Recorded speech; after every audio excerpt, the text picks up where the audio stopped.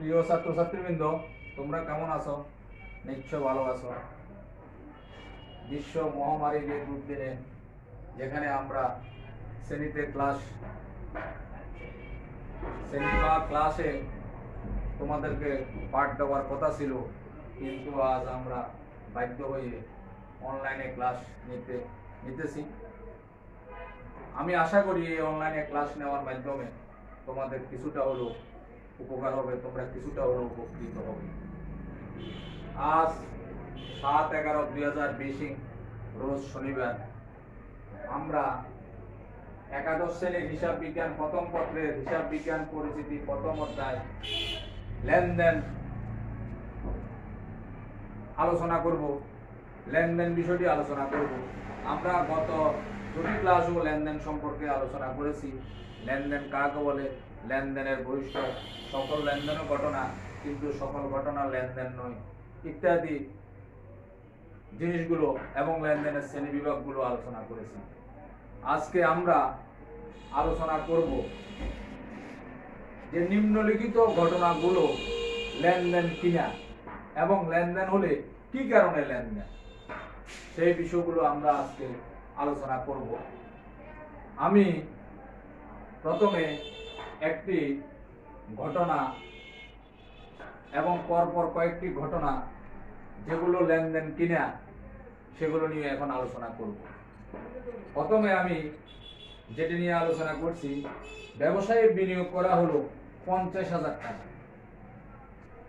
ব্যবসায়ে বিনিয়োগ যেহেতু 50,000 টাকা, এটি একটি ঘটনা।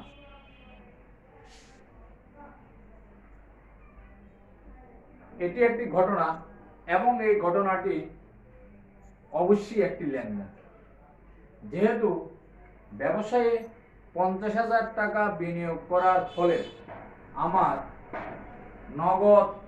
নগদান নামক সম্পত্তি বৃদ্ধি পেয়েছে এবং মালিকানা সত্ত্ব বৃদ্ধি পেয়েছে। অতএব একদিকে যেখানে আমার সম্পদের পরিমাণ বৃদ্ধি পেয়েছে, অন্যদিকে আমার মালিকানা সত্ত্বের পরিমাণ বৃদ্ধি পেয়েছে। তাহলে আমার এখানে আর্থিক অবস্থার পরিবর্তন হয়েছে, সুতরাং আমরা বলবো এটি একটি লেনদেন। ভাড়া পরিশোধ করা হলো 2,000 টাকা। ভাড়া পরিশোধ করা হলো 2,000 টাকা, এটিও একটি লেনদেন। কেননা ভাড়া পরিশোধ করার ফলে আমার নগদ সম্পত্তি হ্রাস পেয়েছে এবং ভাড়া নামক ব্যয় বৃদ্ধি পেয়েছে। ভাড়া নামক ব্যয় বৃদ্ধি পাওয়ার ফলে আমার স্বত্বাধিকারের পরিমাণ হ্রাস পেয়েছে এবং নগদ নামক সম্পদ হ্রাস পেয়েছে, সুতরাং এটি একটি লেনদেন। সেলাই মেশিন মেরামত বাবদ ব্যয় হলো 1,200 টাকা। সেলাই মেশিন মেরামত বাবদ ব্যয় হলো, এটি একটি লেনদেন। কেননা সেলাই মেশিন মেরামত করতে আমার যে খরচটি হয়েছে সেটাকে আমরা ব্যয় হিসাবে চিহ্নিত করব। যেহেতু ব্যয় হয়েছে সেহেতু আমার স্বত্বাধিকারের পরিমাণ হ্রাস পেয়েছে এবং ব্যয়ের মাধ্যমে আমার নগদ সম্পদের পরিমাণ হ্রাস পেয়েছে। তাহলে আমরা যে আমাদের মৌলিক হিসাব সমীকরণ A equal L plus OE, যেটা আমাদের হিসাব বিজ্ঞানের মৌলিক সমীকরণ হিসাবে A equal L plus OE, এই মেরামত খরচ পরিশোধ করার মাধ্যমে আমার অ্যাসেট হ্রাস পেয়েছে এবং যেহেতু মেরামত খরচের মাধ্যমে ব্যয় বৃদ্ধি পেয়েছে, ব্যয় বৃদ্ধির মাধ্যমে আমার ওই হ্রাস পেয়েছে, সুতরাং এটি একটি লেনদেন।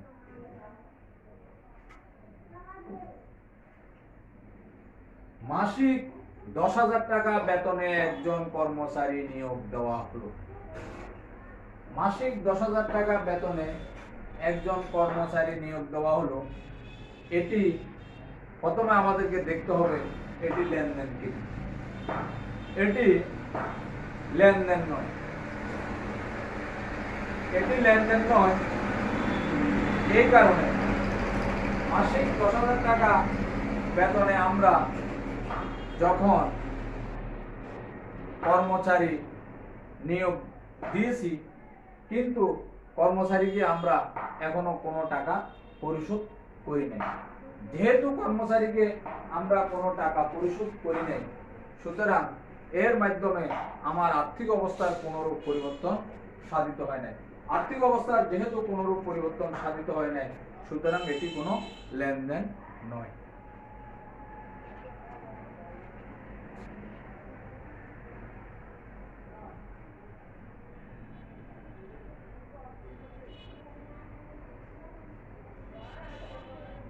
পরবর্তীতে আমাদের যে ঘটনা,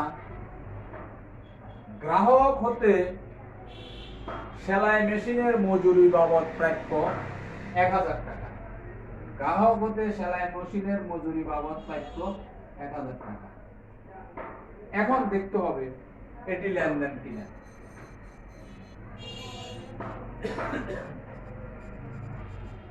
গ্রাহক হতে সেলাই মেশিনের মজুরি বাবদ প্রাপ্য যেটা আমরা পাওয়ার উপযুক্ত, কিন্তু আমরা এই টাকাটা বা এই অর্থটি এখনো আমরা গ্রহণ করিনি। তাহলে যেহেতু আমরা সার্ভিস দিয়েছি, আমাদের প্রতিষ্ঠানটা ধরে নিলাম সার্ভিসিং প্রতিষ্ঠান, আমরা যেহেতু সার্ভিস দিয়েছি, সুতরাং সেই হিসাবে আমরা গ্রাহক থেকে টাকা পেতে পারি, কিন্তু টাকাটা এখনো আমরা পাইনি। যেহেতু আমরা পাইনি, সুতরাং সেহেতু এটা আমাদের প্রাপ্য হিসাবে অন্তর্ভুক্ত হবে।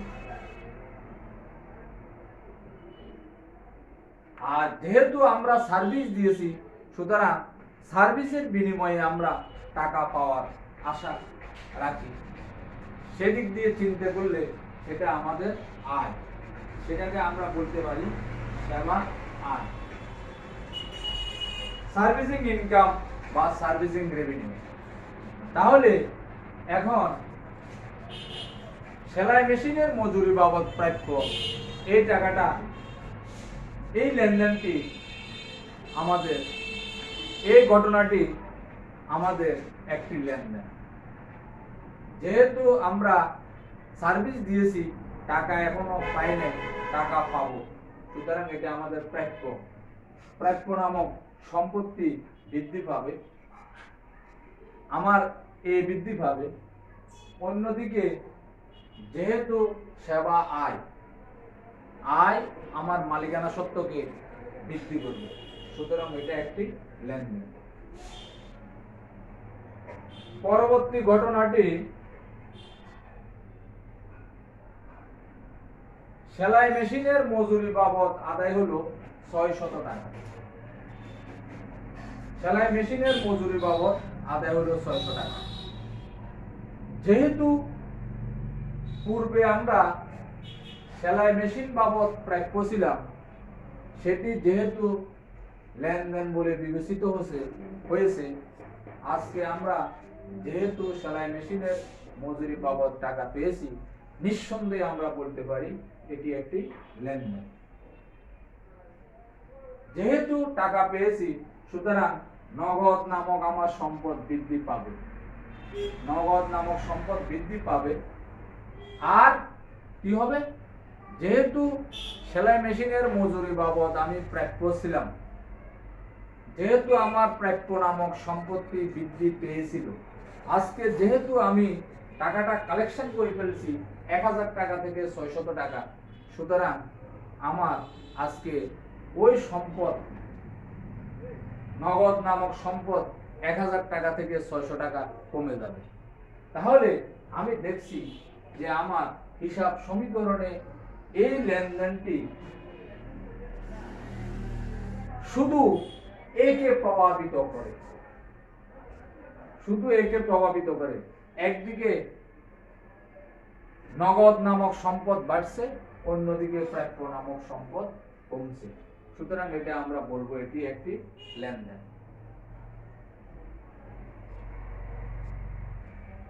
অবচয় ধার্য করা হলো, এটি লেনদেন কিনা? অবচয় আমরা জানি সম্পত্তির ক্রমাগত মূল্য হ্রাসের ফলে বা সম্পত্তির ক্রমাগত মূল্য হ্রাসকে বলা হয় অবচয়। অবচয় যেহেতু আমরা ধার্য করেছি, অবচয়ের কারণে আমার সম্পদ হ্রাস পেয়েছে, আমার প্রতিষ্ঠানের আর্থিক অবস্থার পরিবর্তন হয়েছে, সুতরাং আমরা বলবো অবচয় লেনদেন। ভূমি বিক্রি করা হলো, ভূমি বিক্রি করা হলো, আমরা বলবো এটিও একটি লেনদেন। যেহেতু ভূমি বিক্রি করার পরে আমার একদিকে নগদ টাকা এসেছে, আরেকদিকে ভূমি নামক সম্পদ কমেছে। প্রিয় ছাত্রছাত্রীবৃন্দ, এখন আমরা হিসাব, অ্যাকাউন্টস সম্পর্কে একটু আলোচনা করব। পূর্ব আমি হিসাব সম্পর্কে আলোচনা করেছি, অর্থাৎ একটি হিসাব সনাতন পদ্ধতিতে কোন ধরনের হিসাব এবং আধুনিক পদ্ধতিতে সেটি কোন ধরনের হিসাব।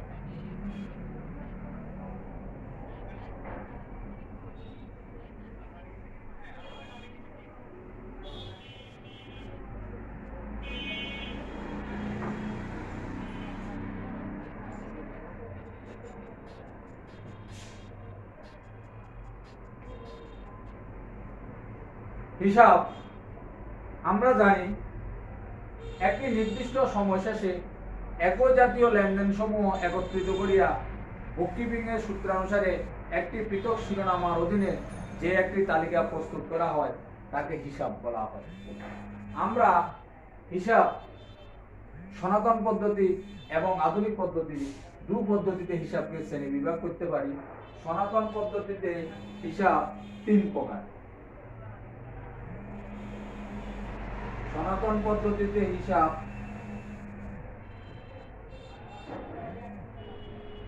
তিন প্রকার: ব্যক্তিবাচক হিসাব, সম্পত্তিবাচক হিসাব, নামিক হিসাব। আধুনিক পদ্ধতিতে হিসাব কে আমরা ভাগ করি পাঁচ প্রকার।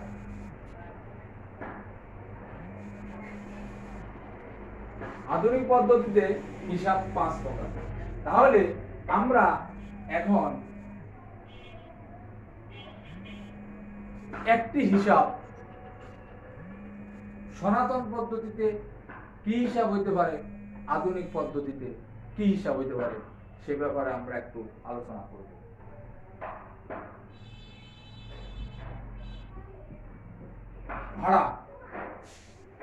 ভাড়া একটি হিসাব। ভাড়া হিসাবটি সনাতন পদ্ধতিতে, সনাতনে ভাড়াটি হলো নামিক হিসাব।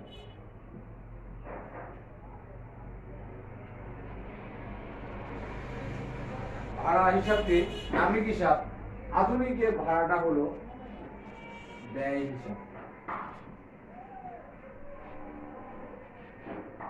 অর্থাৎ সনাতন পদ্ধতিতে ভাড়া যেহেতু সেখানে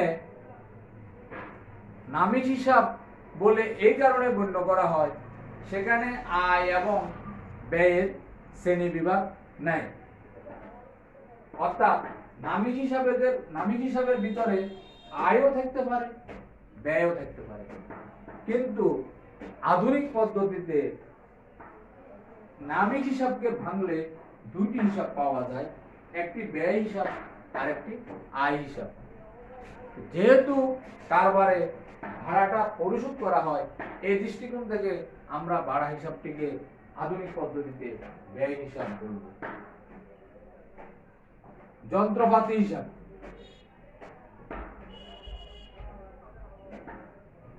যন্ত্রপাতি হিসাব সনাতন পদ্ধতিতে আমরা যন্ত্রপাতিকে আমরা সম্পত্তিবাচক হিসাব বলে থাকি, আর আধুনিক পদ্ধতিতে আমরা যন্ত্রপাতিকে সম্পদ হিসাব বলে গণ্য করে থাকি। প্রাপ্য হিসাব।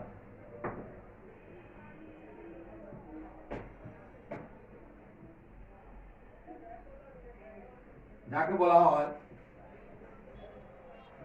দেনাদার হিসাব।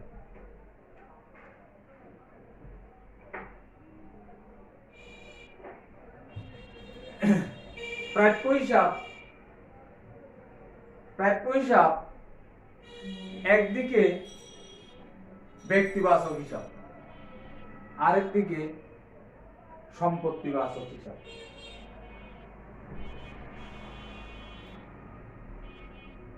সনাতন পদ্ধতিতে প্রাপ্য হিসাবকে আমরা ব্যক্তিবাচক হিসাব বলে গণ্য করে থাকি, যেহেতু প্রাপ্য হিসাবের মাধ্যমে কোনো ব্যক্তি অথবা প্রতিষ্ঠান জড়িত থাকে। এই দৃষ্টিকোণ থেকে আমরা সনাতন পদ্ধতিতে প্রাপ্য হিসাবকে ব্যক্তিবাচক হিসাব বলে গণ্য করি। আধুনিক পদ্ধতিতে প্রাপ্য হিসাব বা দেনাদার হিসাবের মাধ্যমে আমাদের সম্পদ বৃদ্ধি পায়। আধুনিক পদ্ধতিতে আমরা প্রাপ্য হিসাব বা দেনাদার হিসাবকে সম্পদ হিসাব বলে গণ্য করে থাকি। তদ্রূপভাবে প্রদেয় হিসাব বা পাওনাদার হিসাব।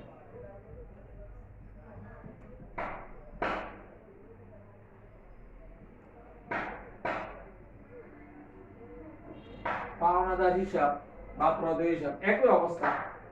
সনাতন পদ্ধতিতে প্রদেয় হিসাবের মাধ্যমে কোনো ব্যক্তি বা প্রতিষ্ঠান টাকা পাওনা থাকে।